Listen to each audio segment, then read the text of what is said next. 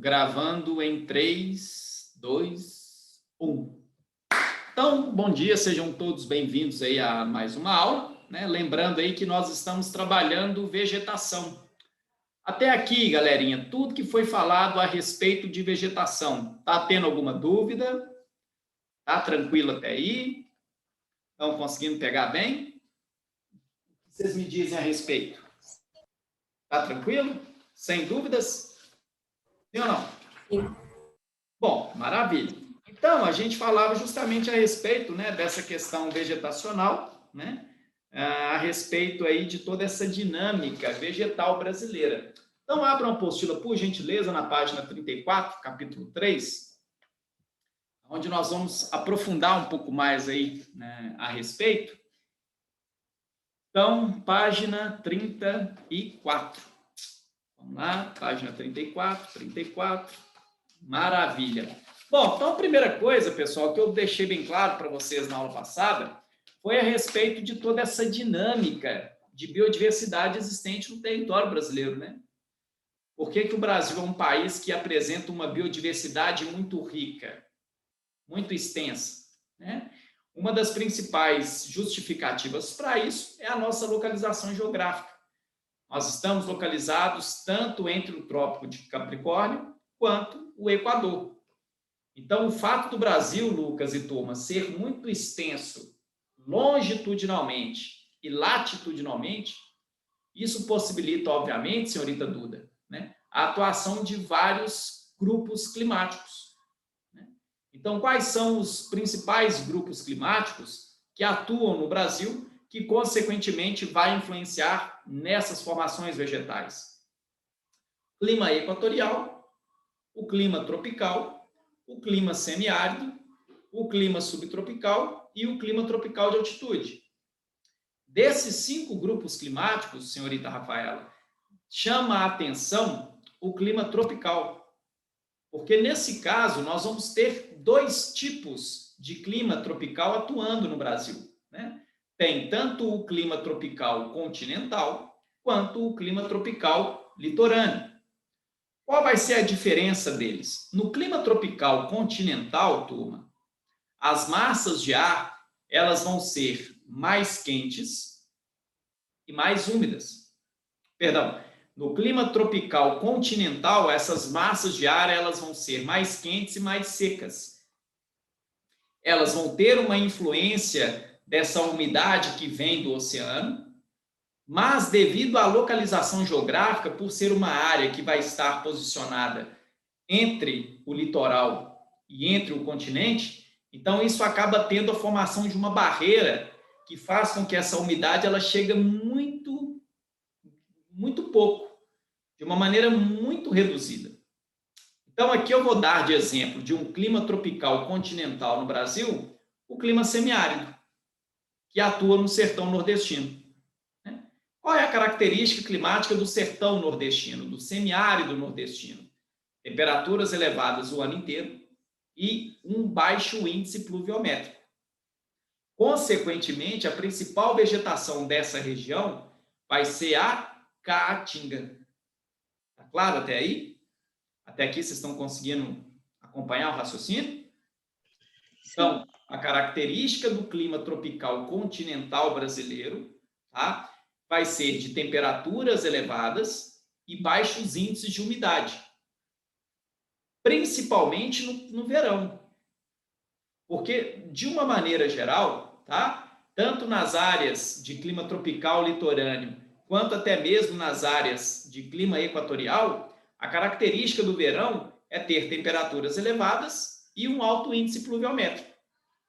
Só que nessa região vai acontecer justamente o inverso. Durante o verão, as temperaturas elas vão ser muito altas, e praticamente vai chover muito pouco. Só para exemplificar isso que eu estou falando com vocês, só para vocês entenderem, né, do que se trata isso, abram a apostila na página 36, onde nós temos aí, então, um mapa dessas formações vegetais no Brasil. E aí vamos chamar a atenção para essa área aí no mapa, representado pela cor laranja. Observem aí.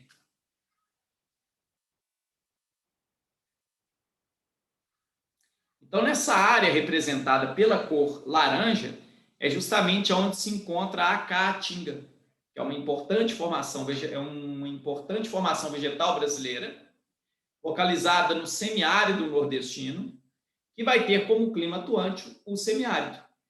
Então, vocês observam que praticamente nessa região, né, essa dinâmica climática vai se dar desse modo. Vai ter pouca concentração de chuva. Vai chover muito pouco nessa região. Olha o que diz da Caatinga na página... Olha o que fala aí da Caatinga na apostila na página 39. Dê uma olhada aí na página 39. A página 39, então, fala o seguinte, ó, a Caatinga, lembrando que a palavra Caa vem da palavra indígena, né, vem da etimologia indígena e significa vegetação, mata, enquanto a palavra Tinga significa branca. Então, o que é que acontece? As espécies vegetais da Caatinga, durante esse verão intenso, durante esse período de estiagem, elas vão perdendo as suas folhas justamente para evitar uma perca maior de umidade. Então, durante esses períodos intensos de estiagem, acontece das suas folhas perderem essa coloração, elas perdem totalmente para manter os troncos e as raízes úmidas, uma vez que o solo dessa região acaba sendo um solo muito raso, um solo pedregoso, porque não consegue ter essa reposição de matéria orgânica. Já no clima tropical litorâneo ou no clima tropical úmido, que atua aí em grande parte da costa litorânea do Brasil e pega, consequentemente, os estados do Sudeste, qual vai ser a característica desse clima? Nós temos um clima mais úmido, mais quente, com as estações do ano muito bem definidas, ô Lucas. Então, qual vai ser a característica de cada uma dessas estações do ano? Verão quente e chuvoso, o inverno frio e seco, a primavera é justamente esse processo de renascimento das espécies vegetais. Então, a primavera ela vai ter características bem parecidas com o verão no que se refere à temperatura e umidade. E o outono, ele acaba sendo mais frio e seco, no momento ao qual as folhas elas também acabam realizando essa troca. Então, nessa região de clima tropical úmido, tá? Vamos ter aí uma amplitude térmica variada, então você vai ter essa diferença de temperatura máxima e mínima de acordo com cada estação do ano. Justamente no verão, você tem um período maior de chuva, um volume maior de chuva, né? E aí nós temos como um exemplo de uma formação vegetal tropical a Mata Atlântica. A Mata Atlântica é um exemplo de uma floresta tropical, assim como a floresta amazônica.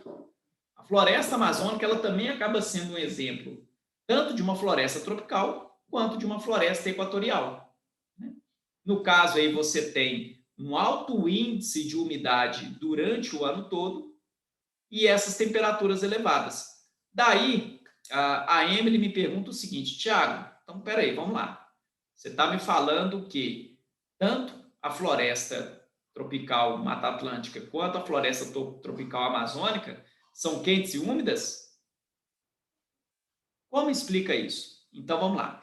No caso da Mata Atlântica, tá? Ela vai ter a influência de duas importantes massas de ar. Vocês chegaram a estudar massa de ar? Essa parte de clima? Vocês lembram do conceito? Sim ou não? Chegaram a ver isso? Sim. Então, vamos lá. Lembrando, então, que o conceito massa de ar, ou massas de ar, como queiram, né, são bolsões de água suspensos na atmosfera que vão se deslocando de acordo com o vento, que vai aí provocar e vai proporcionar umidade, seca, né, essas inversões térmicas que ocorrem na região. Então, no caso, no Brasil, nós temos a atuação dessas massas de ar aqui, ó, a massa equatorial atlântica, a massa equatorial continental, a massa tropical atlântica, a massa tropical continental e a massa polar atlântica. No caso da massa equatorial continental, ela vai ser úmida e quente e atua na parte central e ocidental da Amazônia. Então, o que faz com que essa massa ela seja quente?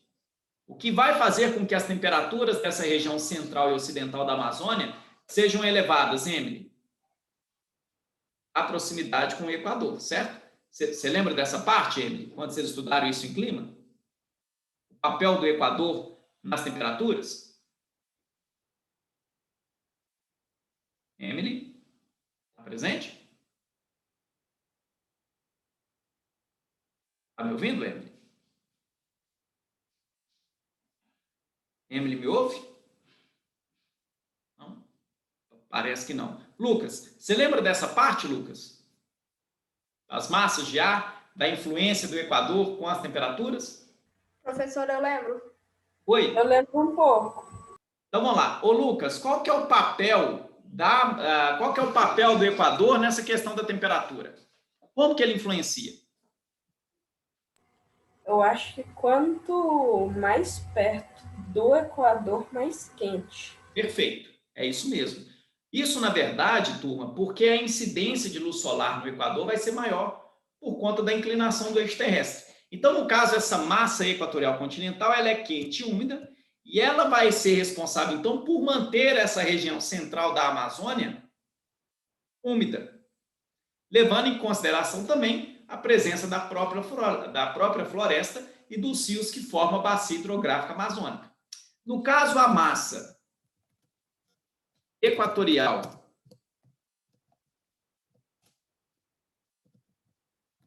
atlântica, hoje eu estou bom para digitar. No caso, a massa equatorial atlântica, essa massa ela também vai ser quente e úmida, mas nesse caso ela se forma no Oceano Atlântico e avança sobre o continente.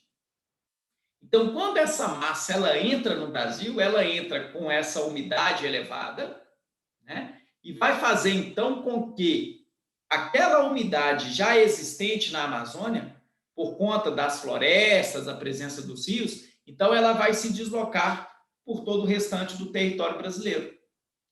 Em especial, região nordeste e sudeste do país. Então, ó, a massa equatorial atlântica e a massa equatorial continental, ambas são quentes e úmidas. Então, elas representam, né, uma grande importância para essa umidade constante no Brasil. Até aqui alguma dúvida? Tá claro até aí? Tá tranquilo até aqui? Tranquilo, pessoal? Depois tem a massa... Professor, Pois não.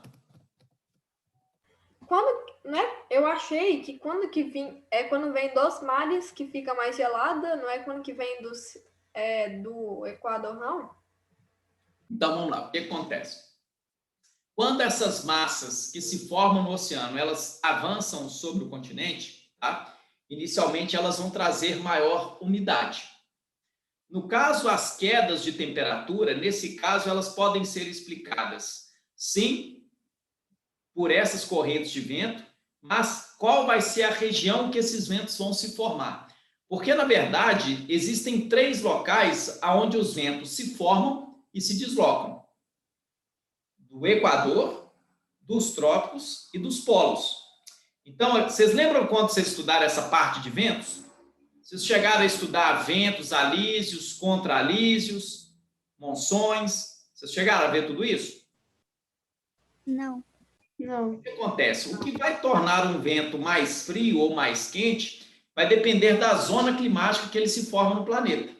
Se porventura esse vento, que nada mais é do que o ar em movimento, se ele se formar no Equador, então uma vez que ele se forma no Equador, ele vai ter uma umidade mais expressiva, e essa umidade se dá justamente por conta da evapotranspiração realizada pelas plantas, pelas espécies vegetais dessas florestas, a exemplo, a floresta amazônica, e também por essa umidade que se dá nos próprios rios da região. Pelo fato do Equador ter a temperatura mais elevada, aonde ser o ponto de recepção mais intenso de radiação solar no planeta, Então, essas temperaturas elevadas, consequentemente, elas vão aquecer as águas desses rios, o que aumenta ainda mais essa sensação de calor na atmosfera. Então, esses ventos, quando eles se formam no Equador e se deslocam eventualmente para os trópicos e para os polos, então eles vão levar umidade e uma sensação, um ar mais quente. Agora, do contrário, se, por exemplo, esse vento ele se formar na região polar, como que vai ser esse vento? Frio e seco. No caso, esse seco vai ser devido à ausência de precipitação, porque em regiões polares, em regiões de climas polares, né, não tem a menor condição de ter chuva, porque ali não vai estar realizando o processo de transpiração e evapotranspiração. Quando a gente fala dessas áreas glaciais, são imensos desertos, com uma ausência expressiva de vegetação, então não tem como ter a ocorrência de chuva. Então, quando vai ter essas precipitações atmosféricas, que é o retorno dessa água suspensa na atmosfera para a superfície, essas precipitações geralmente vai ser na forma de neve. Estão entendendo até aqui? Está claro até aí? Então, na verdade, o que acontece? Quando essas massas de ar, eventualmente, elas se formam no oceano, elas... Pois não? Ei? Alguém fez uma pergunta? Tá tranquilo aí, turma? 7º ano? Professor, então quando que vem dos mares vem gelada e molhada, e quando que vem de polos vem seca e gelada? Geralmente, Bernardo, quando essas correntes de ar, elas se... Gostei da definição molhada. Geralmente, essas correntes de ar, quando elas se formam no oceano, sim, elas vêm mais úmidas. O que vai provocar essa umidade, Bernardo? É justamente o aumento da temperatura das águas dos oceanos, né? E, consequentemente, então, essa umidade ela vai avançando sobre o continente. Então, esse fenômeno que vocês estavam descrevendo aí, Bernardo, tá? É conhecido na climatologia, na ciência que estuda os climas, como maritimidade. Então, ocorre aí dois importantes fenômenos, tá? O Bernardo e turma. Tem a maritimidade e a continentalidade. Continentalidade. Maritimidade, então, é essa massa de ar úmida que se forma no oceano e avança sobre o continente, tá? E, no caso, a continentalidade vai ser aquela massa de ar quente que se forma no continente e avança sobre o oceano. Um outro ponto que é importante, Bernardo, nessa conclusão sua, vai ser a localização geográfica. Então, a localização geográfica conta muito. Então, por exemplo, Bernardo, existe um fenômeno climático que ocorre na região da floresta amazônica, nos estados do norte do país, que é conhecido como friagem. Já ouviram falar desse fenômeno? Já ouviram falar desse fenômeno? Sim ou não? Já ouviram falar, Bernardo? Friagem? Não. O que é a friagem? Quando a massa polar atlântica ela atua no sul do Brasil, então qual que é a característica dessa massa de ar? Essa massa de ar, Bernardo e 7º ano, é a única massa de ar fria e úmida no Brasil. Ela é fria porque essas temperaturas elas tendem a diminuir por conta, né, desse ar que vem tanto da Cordilheira dos Andes quanto do Círculo Polar Antártido. Então, quando chega essa onda de frio no sudeste brasileiro, é porque ela vem do sul do Brasil, que, consequentemente, recebe essa massa, essa onda de ar polar, tanto da Cordilheira dos Andes quanto da Antártida. Então, quando essa onda de frio, Bernardo, que começa lá no sul, ela chega no norte do país, ela vai provocar uma queda na temperatura da região. Mas não é uma queda abrupta da temperatura. A gente está falando aí de uma queda de 2, 3, 4 graus. Porque lá, por ser uma região aonde a amplitude térmica ela é muito pequena. O que é a amplitude térmica? É a diferença da temperatura máxima para a mínima. Então, quando a temperatura lá eventualmente cai 2 graus, para eles é frio. E a presença da floresta amazônica lá realiza esse processo. Ela tem esse papel. Além de ser a maior floresta tropical do planeta, né, que pega aí, né, países como Brasil, Colômbia, Guiana, Guiana Francesa, Suriname, Venezuela, Peru, né, por mais que ela abarca todos esses países, mas grande parte da floresta amazônica encontra-se no território brasileiro. Então, ela tem esse papel, né, de auxiliar na manutenção térmica, tanto do nosso país, quanto do mundo como um todo. É correto afirmar que a floresta amazônica é o pulmão do planeta? Não, não é. Mas temos um papel decisivo nessa manutenção climática. Está entendendo até aqui, turma? Está claro até aí? Está conseguindo entender, Bernardo? Então, esse ar frio e seco vai depender da região onde você está presente. Se foi uma região temperada, ô Bernardo, pode fazer essa associação que você disse. Mas se porventura for numa região intertropical, que é o caso do Brasil, aí depende. Se você estiver no Sudeste, esse ar frio e seco, eventualmente ele pode ser provocado, sim, pela chegada dessa massa polar que chegou no Sul primeiro. Agora, se você estiver, por exemplo, no sul do Brasil, já é característica lá, o clima do sul do Brasil, que é o clima subtropical, ele já tem essa característica. Então, você tem um clima subtropical que vai apresentar já isso o ano inteiro. Né? Então, aqui a gente está vendo essa relação entre as vegetações e o clima. Para cada grupo climático brasileiro, a atuação de uma vegetação diferente. Então, o mapa da página 36, ele é muito bacana por conta disso. Para cada cor aí que representa uma formação vegetal, a gente consegue identificar a atuação de um grupo climático diferente. Área verde, floresta amazônica. Consequentemente, ela pega uma parte expressiva do território brasileiro. Então, aí a gente já coloca, tá, dois grupos climáticos que vão atuar aí. Tanto o clima equatorial quanto o clima tropical. Principalmente já na fronteira do Pará com o Maranhão, aí você tem na região norte e nordeste. E principalmente já na parte centro-oeste também, né, ali na divisa de Tocantins com o estado de Goiás. Nessa área amarela, o cerrado, que inclusive é a vegetação aqui da nossa região. O estado de Minas Gerais é um estado que tem aí quase que em toda a sua totalidade a presença do cerrado. Nessas áreas de cerrado, os principais climas atuantes também será o clima tropical, né? Com uma pequena diferença. Essa região aí mais ao norte de Minas Gerais, já na divisa com a Bahia, onde tem a presença da caatinga, então nós temos dois domínios climáticos aí. Nós temos tanto o clima tropical litorâneo, o clima tropical úmido, como também o clima tropical continental. Né? Ou seja, entra a atuação do clima semiárido, que vai ter aquela característica, então, de temperaturas elevadas e baixa concentração de chuva. Né? Qual que é a grande vantagem do cerrado? Por que o cerrado hoje, inclusive, é tido como uma vegetação que está para entrar em extinção a qualquer momento? Né? Então, hoje eles usam o termo hotspots. Deixa eu colocar aqui, ó, deixa eu escrever. Hotspots. Já ouviram falar nessa palavra? Hotspots?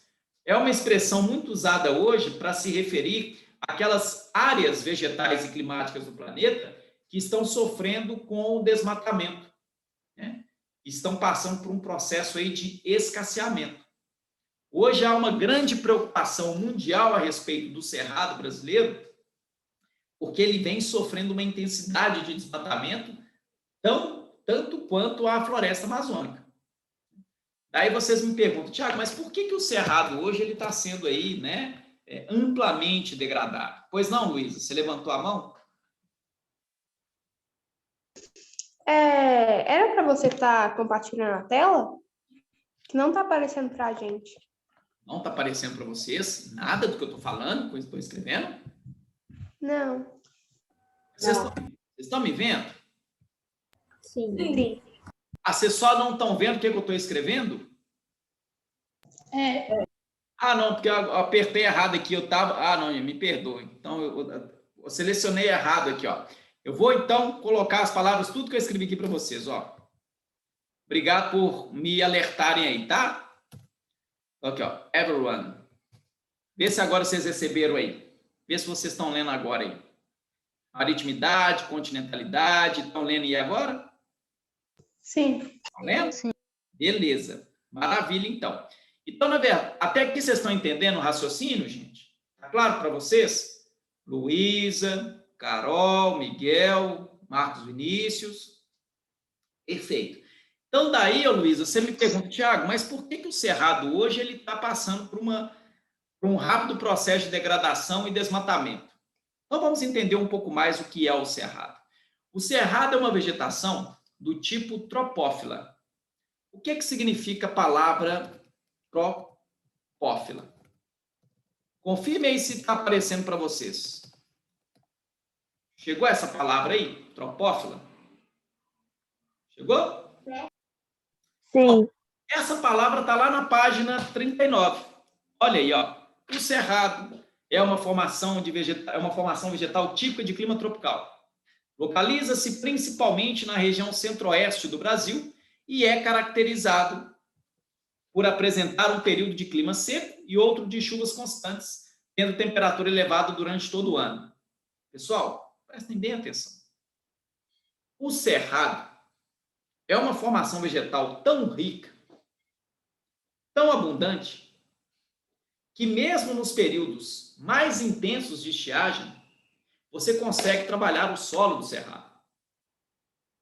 Outra coisa, o cerrado, por ser uma formação vegetal de clima tropical, ele também é encontrado na África.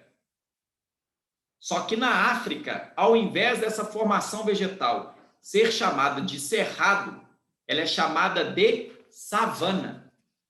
Agora sim, eu vou compartilhar a tela aqui com vocês. Então, peraí. Deixa eu voltar aqui. Eu vou compartilhar a tela com vocês com os slides aqui, ó. Então, vamos lá. Aonde que eu vou aqui mesmo para compartilhar a tela? Share screen. Então, aqui, ó. Vou compartilhar com vocês. Estão vendo os slides aí? Estão vendo, pessoal? Olha aqui, ó. Isso aí é a nossa aula, formações vegetais. Observem esse mapa aqui, então, pessoal, ó. Observem esse mapa. Vocês estão vendo essa área de roxo aqui no Brasil? Sim? Sim. Aqui é o Cerrado. Seguindo essa zona, então, intertropical, entre o Trópico de Capricórnio e o Equador, vamos aqui para a África. Olha toda essa mancha roxa aqui no continente africano, galerinha. Toda essa mancha roxa aqui também é o quê? O Cerrado. Só que lá, o Cerrado é conhecido como savana. A principal característica, então, tanto do Cerrado quanto da savana, vou mostrar a foto para vocês, ó. Então, aqui nós temos a savana africana e nós temos o Cerrado. Savana africana, Cerrado. Qual vai ser a característica, então? Primeiro, as espécies vegetais do Cerrado, né, como eu disse, então, elas vão ter uma característica de, durante a seca, as folhas elas vão trocar. Durante o período de estiagem, onde chove menos no Cerrado, as folhas velhas, então, elas caem para dar lugar para as folhas novas. A esse processo natural de trocagem das folhas velhas pelas folhas novas, as formações vegetais que têm essa capacidade, usa-se o termo caducifólias. Já ouviram falar nessa palavra? Caducifólias? Sim. Está lá na página 39. Então, o que significa caducifólias? Eu escrevi 2 vezes errado, gente. Me perdoe aqui, ó. Caducifólias. Agora foi. Caducifólias é o mesmo que caducas. Então, é uma capacidade vegetal que essas árvores elas têm de fazer essa troca para não perder umidade durante essa estiagem. Daí, então, o Vitor me pergunta, Tiago, então qual é o período de estiagem nessas áreas do Cerrado? Vai simplesmente de junho a setembro. Nessas regiões de clima tropical, onde tem a presença do Cerrado, vocês já podem começar a fazer a chamada aí, depois eu vou fazer o registro, temos ainda mais 6 minutinhos, por gentileza. Então, nessas áreas de Cerrado, de clima tropical, galerinha, o período de estiagem costuma ser de junho a setembro. É onde chove menos nessa região. Então, durante esse período, as plantas, as folhas, elas fazem essa troca, justamente para manter essa umidade. Então, por isso que a gente tem essa ideia e por isso que o Cerrado apresenta essa característica, né, de geralmente ter árvores com galhos e troncos retorcidos, com cascas grossas, né? Isso é uma capacidade natural dele de se adaptar a esses ambientes e eventuais momentos de estiagem. Tá tranquilo até aí, gente? Tá claro até aí? Sim ou não? Só que vocês têm que tomar um cuidado, tá, Lucas? Qual é o cuidado que vocês têm que tomar? Existem 3 tipos de cerrado. Tem o cerrado arbustivo, né, que são pequenos arbustos, estatura pequena média. Tem a vegetação arbórea do cerrado, que são árvores de médio, grande porte. E tem as herbáceas, que são as gramíneas. Então, por exemplo, ô Lucas, se porventura você viajar, pegar a região serrana do Rio, ou a região serrana de São Paulo, cidades como Teresópolis ou Petrópolis, por exemplo, você vai se deparar com a transição de cerrado com Mata Atlântica. Logo nessas regiões, as árvores, então, elas não vão ser mais pequenos arbustos, porque o cerrado tem essa capacidade de transição. E isso no Brasil é muito característico por conta dessa diversidade climática. Tá tranquilo até aqui, pessoal? Alguma dúvida? Não. Bom, Não. em relação à Mata Atlântica, mesmo esquema, eu acho que a gente já falou sobre isso, né? Sobre essa questão aí das vegetações. Não ficou nenhuma dúvida a respeito. Ficou? Ficou alguma dúvida até aqui? Não? E aí a gente falava a respeito dos impactos ambientais. Voltem lá na página 37, por gentileza. Página 36. Nesse mapa aí. Vocês conseguiriam identificar nesse mapa os estados de Tocantins, Maranhão e Piauí? Vocês conseguem identificar aí os estados de Tocantins, Maranhão e Piauí? Consegue? Sim. Sim? Bom, vou dar uma dica, tá, pessoal? Aonde está aqui, ó? Aonde está meu dedo? Meu dedo aqui, ó. Qual é esse estado, pessoal? Em cima da Bahia e próximo do Mato Grosso. Entre Bahia, Goiás e Mato Grosso. Que estado que é esse aqui?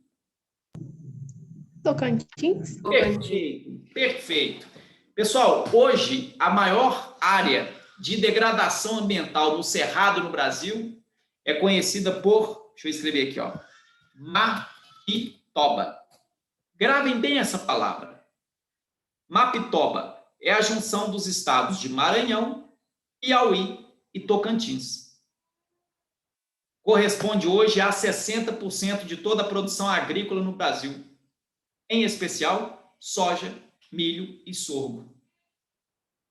Então, hoje, grande parte das atenções dos ambientalistas estão voltadas para essa área, não apenas por conta dos eventuais conflitos de terra que são provocados por conta das áreas produtivas nessa região, mas principalmente pela necessidade de preservação ambiental. Como eu disse, uma das grandes práticas ambientais que ocorrem no Cerrado é o desmatamento desenfreado para o plantio de uma determinada cultura.